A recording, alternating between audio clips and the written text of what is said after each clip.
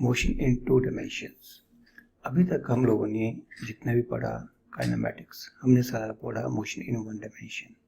उसमें हम पार्टिकल को एक स्ट्रेट लाइन में मूव करवाते थे, फिर उसके मोशन को स्टडी करते थे, चाहे वो उसकी वेलोसिटी हो, चाहे उसकी एक्सेलरेशन हो, चाहे डिस्प्लेसमेंट हो।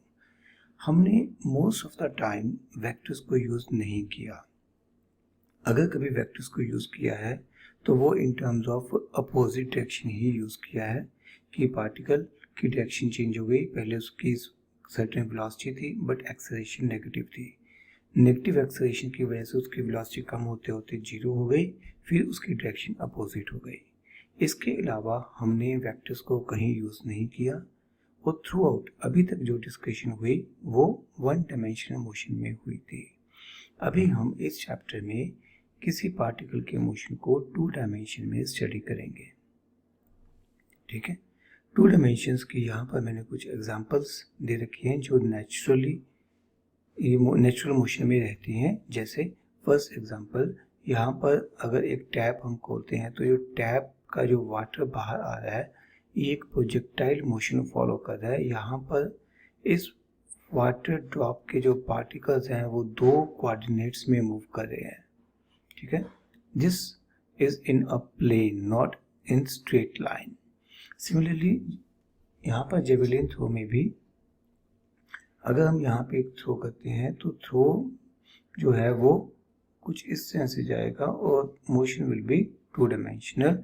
यहाँ पर अगर मैं हॉरिजॉन्टल डायरेक्शन को एक्स एक्सिस मान लूँ और वर्टिकल डायरेक्शन को वाई एक्सिस मान लूँ तो पार्टिकल का, अगर इस टिप को ध्यान दें तो इसका जो मोशन है वो टू डायमेंशनल होगा। ये आगे को भी बढ़ेगा, साथ साथ में वाई एक्सिस में पहले ऊपर को मूव करेगा, फिर यहाँ पे इस पॉइंट के बाद, हाईएस्ट पॉइंट के बाद ये नीचे को भी मूव करेगा। मीन्स जो मोशन है वो टू डायमेंशन में है। Same is example with arrow. अगर आप एरो को थ्रो करते हो या प्रोजेक्ट करते हो तो भी जो मोशन है वो टू डायमेंशनल मोशन रहेगा।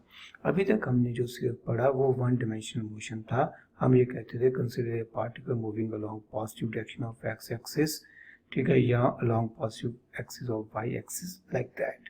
पर यहाँ पर हम एक्स और वाई एक्सिस दोनों के कॉम्बिनेशन को पढ़ेंगे। एक चीज ध्यान रखनी है, एक्स एक्सिस और वाई एक्सिस दोनों क्यों की परपेंडिकुलर है।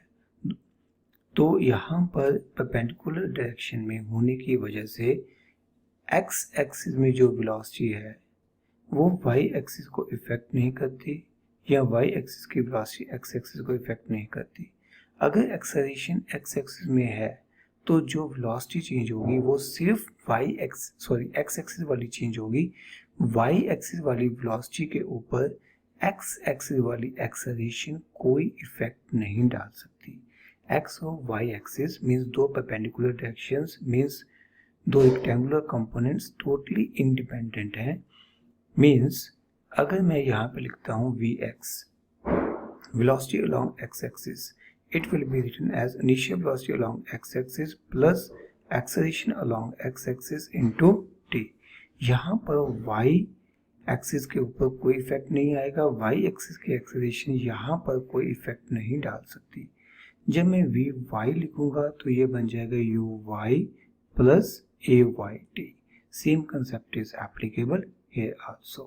ठीक है, in the same manner we can write down Vx square minus Ux square is equal to 2ax sx. Means final velocity along x-axis square minus initial velocity along x-axis square is equal to 2 times acceleration along x-axis and displacement along x-axis. Similarly, you can write down sx. It will be written as uxt plus half into axt square। ठीक है, तो x axis के लिए equation लिखनी है तो सिर्फ x axis वाले कंपोनेंट आएंगे। x एक्सिस में जो डिस्प्लेसमेंट है वो y एक्सिस की वेलोसिटी की वजह से नहीं हो सकता, वो y एक्सिस में एक्सेलरेशन की वजह से नहीं हो सकता।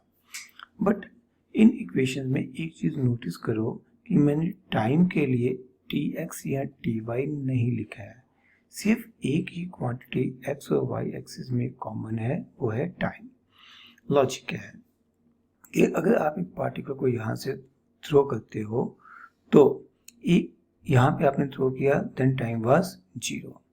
तो कुछ देर बाद एट टाइम t पार्टिकल ने कुछ y एक्सिस में मोशन कवर किया, डिस्प्लेसमेंट कवर किया, और कुछ x एक्सिस में। टाइम तो सेम था। मान लीजिए मैं यहाँ पे 3 सेकंड की बात करता हूँ, 3 सेकंड बाद पार्टिकल यहाँ पहुँच गया। तो 3 सेकंड में उसी टाइम पे पार्टिकल कुछ x एक्सिस में आगे गया, कुछ y एक्सिस में आगे गया। उसी टाइम पे पार्टिकल की कुछ वेलोसिटी x एक्सिस में है, वेलोसिटी यहाँ पे ये इधर होगी, तो ये वेलोसिटी के दो कंपोनेंट्स हो जाएंगे। कुछ वेलोसिटी x एक्सिस में रहेगी और कुछ वेलोसिटी y एक्सिस में रहेगी, but time will be same. So numerically या डेरिवेशंस के पॉइंट ऑफ व्यू से ये बात आपको बहुत अच्छे से ध्यान में रखनी है कि अगर दो एक्सिस परपेंडिकुलर हैं तो उनका आपस में कोई लेना देना नहीं है।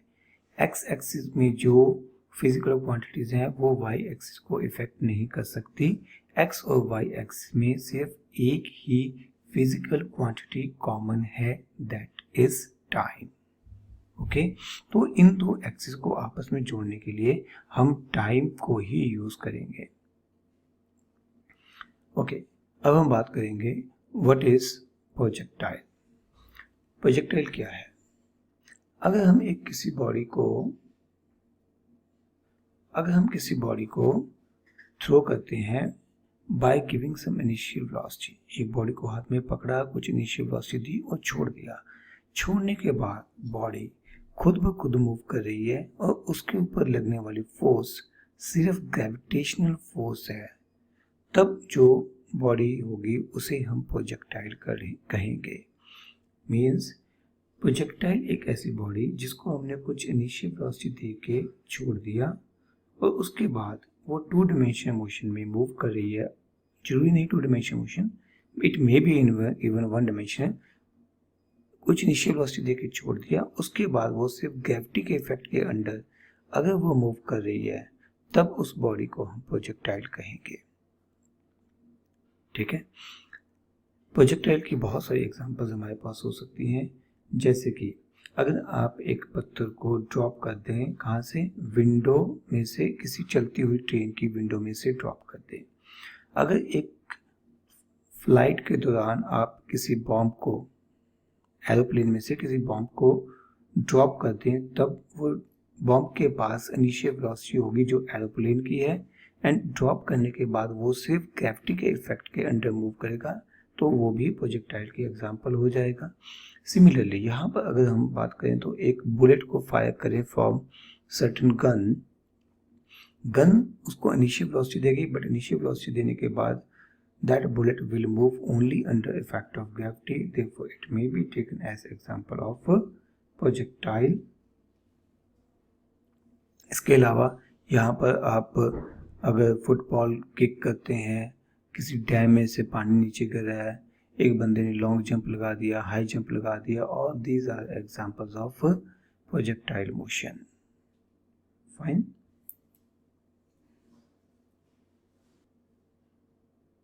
Types of projectiles. प्रोजेक्टाइल्स किस तरह के हो सकते हैं? जैसे फर्स्ट केस, अगर हमने बॉडी को कुछ हाइट से नीचे ड्रॉप कर दिया, यहाँ पे मैं वर्ड यूज कर रहा हूँ ड्रॉप कर दिया। ड्रॉप करने का मतलब इनिशियल वेलोसिटी 0 थी, या बॉडी को हमने कुछ इनिशियल वेलोसिटी दे के छोड़ दिया, नीचे को फेंक दिया। Because this body is moving only under effect of gravity, it is taken as projectile motion, but because in this case motion of the ball will be one dimensional, तो हम इस चैप्टर में इसको नहीं पढ़ेंगे। right now we are interested in 2 dimensional motion। यहाँ पर देखिए, अगर हम किसी बॉडी को कुछ इनिशियल वेलोसिटी दे के ऊपर को फेंक देते हैं, ये बॉडी घूम के हाईएस्ट पॉइंट तक जाएगी, हाईएस्ट पॉइंट पे इसकी स्पीड 0 हो जाएगी, फिर ये वापस आएगी। यहाँ पर दिखाने के लिए बेशक ऊपर जाती हुई और नीचे आती हुई बॉल्स को अलग अलग दिखाया गया है, बट एक्चुअली अगर बॉडी को सीधा वर्टिकली अपवर्ड फेंका गया है, then it will follow single line path. उसी लाइन पे बॉल ऊपर जाएगी और उसी लाइन में बॉल वापस आएगी। ये दोनों केसेस आपने 1 डायमेंशन में पढ़ रखे हैं। जो हम लोग यहाँ पर इंटरेस्टेड है वो 2 और केसेस में एक ये वाला, जब हमने किसी बॉडी को कुछ इनिशियल वेलोसिटी दे के making some angle with theta उसको फेंक दिया and after that body is moving only under effect of gravity, या एक बॉडी को हमने हॉरिजॉन्टली यहाँ पे किसी क्लिफ पे खड़े हुए यहाँ से बॉडी को कुछ इनिशियल वेलोसिटी दी और फेंक दिया, after this body moves only under effect of gravity, body will be called projectile. Clear? Projectile motion पढ़ते हुए हम लोग यहाँ पर कुछ assumptions लेंगे। We will consider some assumptions while discussing projectile motion. सबसे पहले हमारे पास assumption ये आएगी कि एयर फ्रिक्शन नहीं है, क्योंकि जब एयर फ्रिक्शन होगी तो वो बॉडी के मोशन को दो तरीकों से इफेक्ट करेगी, वो उसके हॉरिजॉन्टल कंपोनेंट ऑफ वेलोसिटी को भी चेंज करेगी। जब हम बॉडी के ऊपर एयर फ्रिक्शन को कंसीडर करेंगे, मान लीजिए this is velocity along x axis, तो एयर फ्रिक्शन अपोजिट डायरेक्शन में लगेगी। एयर फ्रिक्शन इसकी स्पीड को भी कम करेगी, मींस हॉरिजॉन्टल स्पीड को कम करेगी, ठीक है। Although it will also change vertical speed also, means अब बॉडी के ऊपर ग्रेविटेशन फोर्स के अलावा एयर की फोर्स भी लग रही है, ठीक है। तो हम एयर फ्रिक्शन को इग्नोर करते हुए साइड डिस्कशन करेंगे। हम मान के चलेंगे जब बॉडी को थ्रो किया गया वो जो प्रोजेक्टाइल स्पीड है बहुत ज़्यादा नहीं है। बेसिकली इसका पर्पस क्या है कि हम जी की वैल्यू को कांस्टेंट मान सके, क्योंकि मान लीजिए आप एक बॉडी को अर्थ के सरफेस से बहुत ज़्यादा स्पीड से फेंकते हो तो बॉडी काफ़ी हाइट तक जाएगी। जब ज़्यादा ऊंचा जाएगी तो यहाँ पर जी कांस्टेंट नहीं रहेगी।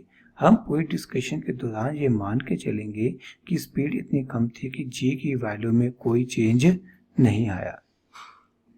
हम ये मान के चलेंगे कि अर्थ फ्लैट है, हम अर्थ के curvature of earth will be ignored, earth के कर्वेचर को हम लोग इग्नोर कर देंगे, ठीक है। ये क्या कंसेप्ट है अर्थ के कर्वेचर का? देखो बेटा, हम ये मान के चलेंगे कि बॉडी को अगर इस पॉइंट से फेंका गया तो यहीं पे आ गई, ठीक है। अगर हम अर्थ के कर्वेचर को कंसिडर करते हैं तो हमारे पास कुछ प्रॉब्लम्स आएंगी। जैसे अगर मैं लेता हूं कि बॉडी को अब कर्वेचर को ध्यान में रखते हुए फेंका गया तो यहाँ पे आई, तो अब हम ये डिस्टेंस मेजर नहीं कर पाएंगे, हम तो एक्चुअल में अर्थ के सरफेस के अलोंग ही डिस्कशन करते हैं। तो हम अपने अजम्पशन में ये मान के चलेंगे कि अर्थ का कर्वेचर नहीं है, अर्थ के कर्वेचर को इग्नोर करते हुए हम अर्थ को फ्लैट सरफेस की तरह ट्रीट करेंगे, and this is very good approximation as far as speed of initial speed of projectile is small, ठीक है। जो अर्थ की प्रोजेक्शन है, जो एक्सेलेरेशन ड्यू टू ग्रेविटी की वेरिएशन है विद हाइट, वो हम लोग ग्रेविटेशन वाले चैप्टर में पढ़ेंगे। फिलहाल हम जी को कांस्टेंट मानेंगे, एयर फ्रिक्शन को इग्नोर करेंगे, अर्थ के कर्वेचर को इग्नोर करते हुए अर्थ को फ्लैट सरफेस की तरह ट्रीट करेंगे। अभी हम अपनी डिस्कशन शुरू करेंगे फॉर हॉरिजॉन्टल प्रोजेक्टाइल। इसके लिए हम ये एज्यूम करेंगे कि एक बॉडी को कुछ हाइट से हॉरिजॉन्टल डायरेक्शन में फेंका गया। मान लीजिए हमारे पास ये एक क्लिफ थी, कुछ ऊंचाई थी, बिल्डिंग की हाइट पे हम खड़े हैं।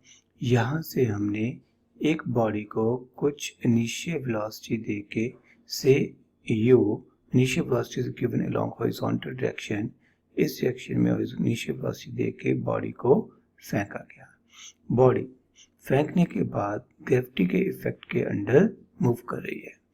एक चीज ध्यान देनी है बेटा कि हम रॉकेट को प्रोजेक्टाइल मोशन नहीं मान सकते, क्योंकि रॉकेट के अंदर इंजन लगा होता है, वो सेल्फ प्रोपेल्ड बॉडी है। उस केस में वो सिर्फ ग्रेविटी के इफेक्ट के अंडर मूव नहीं कर रही, बल्कि वो अपने इंजन की वजह से, फ्यूल की वजह से भी मूव कर रही है। तो that can not be taken as example of projectile. किसी बॉडी को प्रोजेक्टाइल सिर्फ तभी कहते हैं when it moves only under effect of gravity. अब यहाँ पर हमने एक कोऑर्डिनेट फ्रेम लिया OXY। आमतौर पर वाई एक्सिस हम पॉजिटिव डायरेक्शन में ऊपर की तरफ लेते हैं, बट यहाँ पर इस डिस्कशन में मैं नीचे को ले रहा हूँ। वजह सिर्फ है कि इस बार मोशन डाउनवर्ड डायरेक्शन में होगा और डाउनवर्ड डायरेक्शन में वाई को पॉजिटिव लेने का फायदा होगा, हमारी सभी फिजिकल क्वांटिटीज पॉजिटिव आ जाएंगे। ठीक है, तो यहाँ पर हम एज्यूम कर लेते हैं कि हमारे पास ग्राउंड, ठीक है, a body is projected from certain height from point O with initial velocity u along x-axis. As initial velocity is along x-axis, there is no initial velocity along y-axis, which means that uy is 0. Component of initial velocity along vertical direction is 0. क्योंकि body gravity के effect के under move कर रही है, इसलिए x axis में कोई acceleration नहीं होगी। It will have only acceleration along y axis which is equal to acceleration due to gravity. अब जैसे जैसे बॉडी आगे बढ़ेगी उसकी वाई डायरेक्शन वाली जो वेलोसिटी है वो लगातार बढ़ती जाएगी। मैं डायग्रामेटिकली ये समझाने की कोशिश करूंगा कि जैसे जैसे हम आगे बढ़ेंगे वैसे वैसे वाई डायरेक्शन वाली वेलोसिटी बढ़ती जाएगी, बट हम एक्स एक्सिस वाली वेलोसिटी को चेंज नहीं करेंगे। ये देखिए इन तीनों जगह पे, इनफैक्ट चारों जगह पे मैं इनिशियल वेलोसिटी जो एक्स एक्सिस में थी उसी को यहाँ पे शो कर रहा हूँ।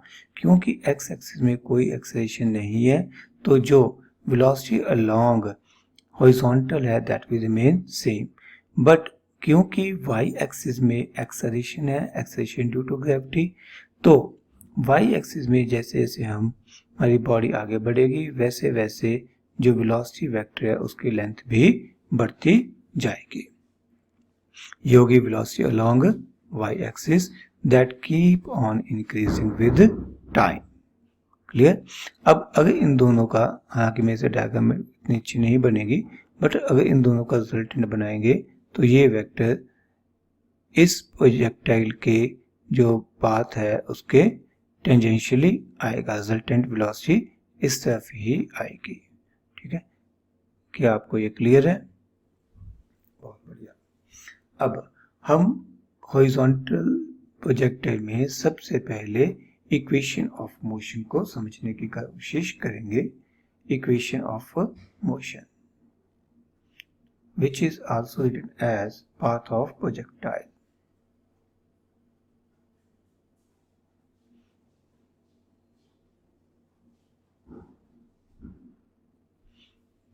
इसके लिए let us assume that at any time body is at point P. Body is at point P when time is t such that it covers distance x along x-axis and it moved along y-axis through distance y. Now sx may be written as sxt plus half axt square. Sx is x, ux is ut plus half ax हमने ऊपर लिख रखा है 0 into t square, which means that x is equal to ut. This implies that t is equal to x by u. This is equation number 1. Equation of motion को लिखते हुए हम लोगों ने अभी सिर्फ एक्स एक्सिस में मोशन को डिस्कस किया है। अब हम वाई एक्सिस के लिए बात करेंगे। एस वाई के लिए हमारे पास इक्वेशन क्या बन जाएगी? U y t plus half a y t square. Sy, displacement along y-axis at time t, it is taken as y. We may write down y. Ay, initial velocity along y-axis is 0. We can substitute here 0 into t plus half. Acceleration along y-axis is g. Let us say this is g into t square. This implies that y is equal to half gt square. Now, आपको मैंने जैसे पहले भी बताया था जो time है वो एक्स और वाई एक्सिस में कॉमन रहेगा, तो मैं यहाँ से t की वैल्यू जो हमने इक्वेशन नंबर 1 में कैलकुलेट की थी वो इक्वेशन नंबर 2 में सब्स्टिट्यूट कर दूंगा। इससे हमारे पास y की वैल्यू क्या बन जाएगी? हाफ जी, टी की वैल्यू कितनी हो जाएगी x by u whole square, which means that we may write down y is equal to half g x square by u square. This is equation of motion which also represent path of projectile. अब अगर हम इस equation को देखें तो यहाँ पर हमारे पास g, 2 एंड u ये तीनों कॉन्स्टेंट्स हैं। u देखो एक बार बॉडी को प्रोजेक्ट कर दिया तो उसकी इनिशियल वेलोसिटी जो दे दी वही रहेगी, तो u is fixed for a given projectile, g तो परमानेंटली फिक्स्ड है 9.8 मीटर पर सेकेंड स्क्वायर। तो हमारे पास क्योंकि g, 2 एंड u कॉन्स्टेंट्स हैं तो मैं लिख सकता हूँ y is proportional to x square, या मैं लिख सकता हूँ y is equal to k into x square where is some k is constant and here in this case k will be written as g half g by u square। ये जो equation है ये किसकी equation है? Parabola की। इसका मतलब जो पार्टिकल यहाँ पे पाथ फॉलो करेगा वो पैराबोलिक पाथ फॉलो करेगा। आप लोगों ने पैराबोला के बारे में मैथमेटिकल टूल्स में पढ़ा था, बट उम्मीद है कि यहाँ तक आते आते सब कुछ भूल गए होंगे। तब आप लोगों ने प्रोजेक्टाइल वर्ड यूज नहीं किया था, पैराबोला यूज किया था। आपने पैराबोला कुछ इस तरह से बनाया था। तो बेसिकली ये सेक्शन यहाँ पे अभी नहीं है हमारे इस प्रोजेक्टाइल में, हम सिर्फ पैराबोला का हाफ सेक्शन ही यहाँ पर ड्रॉ कर पाएंगे। ठीक है, तो ये याद रखना है कि motion of the particle which is fired horizontally from certain height is parabolic in nature. ठीक है, this equation is equation of motion. ठीक है, एंड मोशन या path followed by the particle is parabolic in nature. And next we have velocity of projectile at any instant. Velocity of projectile